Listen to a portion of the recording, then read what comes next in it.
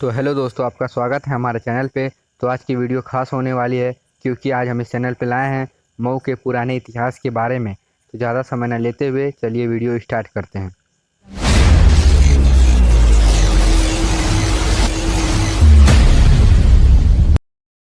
जनपद मऊ उत्तर प्रदेश का ही एक जिला है जिसका क्षेत्रफल 1713 किलोमीटर स्क्वायर है।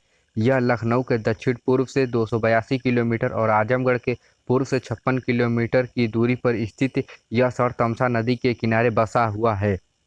2011 की गणना के अनुसार मऊ जिले के जनसंख्या की बात करें तो यहाँ 22,05,968 लोग निवास करते हैं तथा यहाँ के गाँव की बात करें तो 1,591 गाँव यहाँ हैं।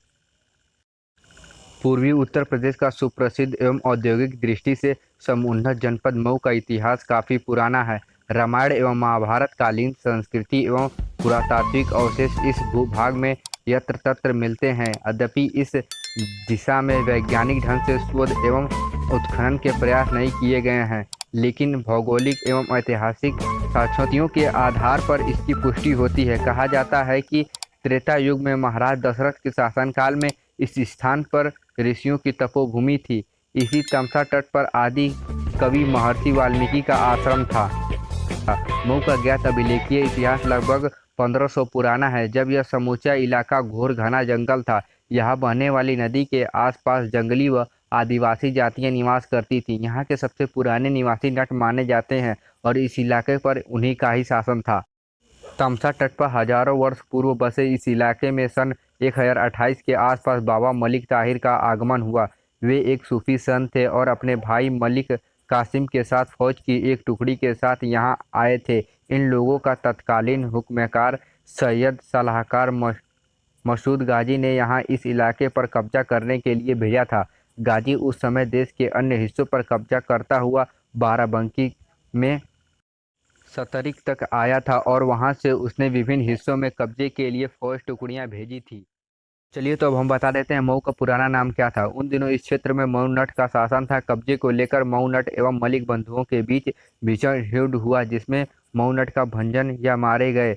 इस क्षेत्र को मऊ नट भंजन कहा गया, जो कालांतर में मऊनाथ भंजन हो गया। मऊनाथ भंजन के इस नामकरण को लेकर भी कई विचार हैं। कुछ विद्वान इसे संस्कृत शब्द मयूर का अप्रभम मानते हैं तो कुछ इसे टर्की भाषा का शब्द मानते हैं। टर्की में मऊ शब्द का अर्थ है फावड़ा या छावनी।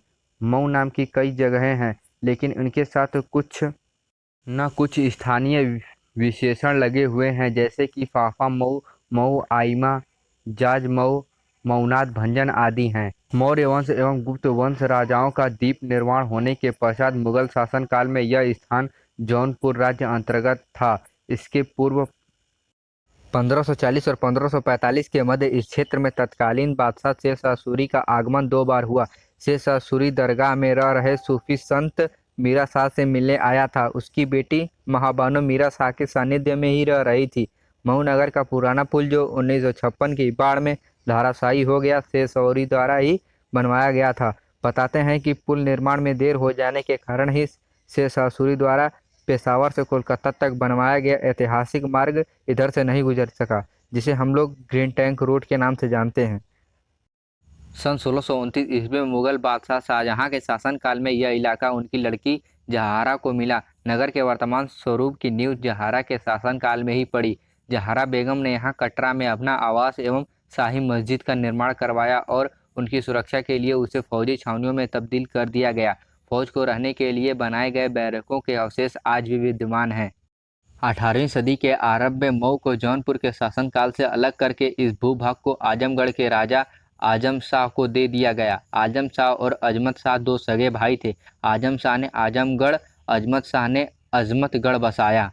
सन 1801 में आजमगढ़ और मऊनाथ भंजन ईस्ट इंडिया कंपनी को मिले और यह क्षेत्र गोरखपुर जनपद में शामिल कर दिया गया। सन 1932 में आजमगढ़ स्वतंत्र जिला बन गया, जो स्वाधीनता के बाद 1988 तक कायम रहा। पूर्ववर्ती जिला आजमगढ़ जनपद में सबसे अधिक राजस्व की प्राप्ति मऊ से होती थी, किंतु इसके विकास का प्रयास नगण्य था। जनपद मुख्यालय यहाँ से 45 किलोमीटर दूर होने के कारण यहाँ के लोगों को भारी असुविधा का सामना करना पड़ता था। मऊ को जनपद बनाने की मांग कई वर्षों से होती रही, जो अंततः 19 नवंबर 1988 को पूरी हुई और प्रदेश के मानचित्र में एक अलग जनपद के रूप में मऊ का सृजन हुआ। इस वीडियो में बस इतना ही। मिलते हैं नेक्स्ट वीडियो में, तब तक के लिए जय हिंद, जय भारत।